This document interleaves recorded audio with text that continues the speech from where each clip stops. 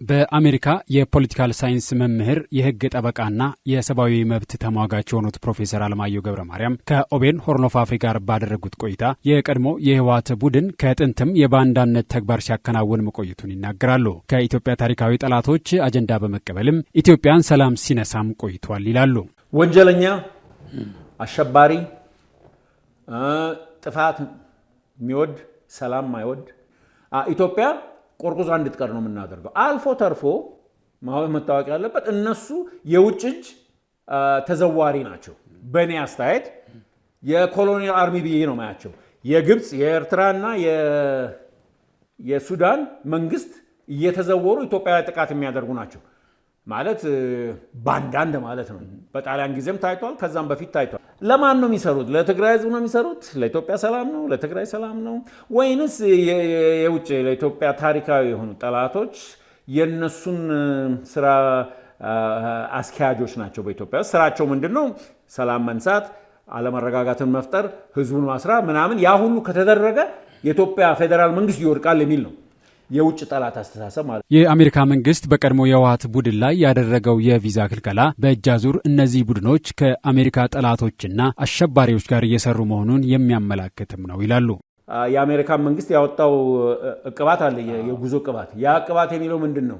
የተወሰኑ ሰዎች እነዚህ ይህንን ሰላም የሚነሱ ጦርነቱን የሚያካሂዱ እንትን የሚዘውሩት ምናምን ሰዎች የአሜሪካን የአገራዊ ጥቅም ጠላቶች ናቸው ብሎ ነው ያስገባው። ለምንድን ነው ጠላት የሆኑት ብለህ ብትጠይቀኝ፣ ጠላት የሆኑበት ምክንያት ሶማሌ ውስጥ አልሸባብ የሚባል አለ። ከአልካይዳ ጋር ከአይሲስ ምናምን ጋር እየሆነ አብሮ እየሰራ አገሪቷንና ቀጠናውን የሚረብሽ አለ።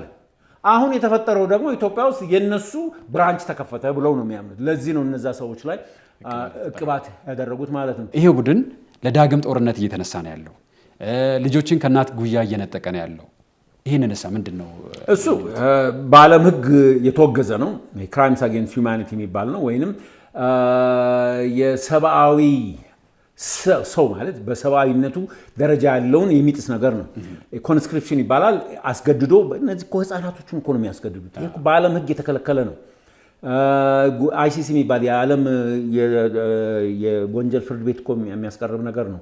ሂውመን ሺልድ የሚባል ሰውን በገፍ እየገፉ የሚያስጨርሱበት ነው። እያስገድዱ የሚያደርጉበት ሰውን ሰላም እየነሱ በጦርነት ውስጥ ማሯሯጥ ምናምን።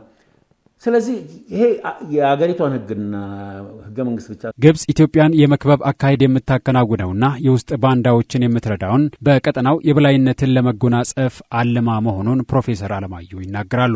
ኢትዮጵያ በርን ሊኖራት አይገባም፣ ምንም ሊኖር አይገባም፣ እኛንን ፈላጭ ቆራጮቹ በዛ ላይ የሚል አስተሳሰብ አላቸው። ሁለተኛ ቁርሾ አለ።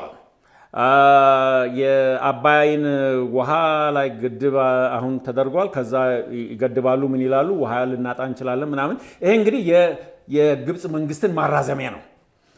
ሳይንሱና ምርምሩ የሚያሳየው ምንድን ነው? እነሱ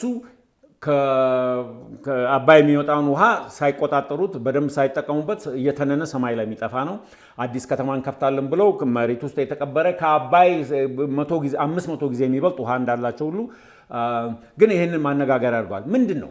ኢትዮጵያን በማዳከም ኢትዮጵያን አለመረጋጋት በማምጣት እነሱ የራሳቸውን ስልጣን ወይም አካባቢውን የመቆጣጠር እድል አለን ብለው ነው። ግልባጩ እሱ ምንድን ነው? ኢትዮጵያ ደግሞ በዚህ መንገድ ከቀጠለች የባህር መንገድ ምናምን ከመጣ የአካባቢው ገናና መንግስት ትሆናለች። ኢትዮጵያ እንደገና ወደ ታላቅነቷ ተመለሰች ማለት ነው።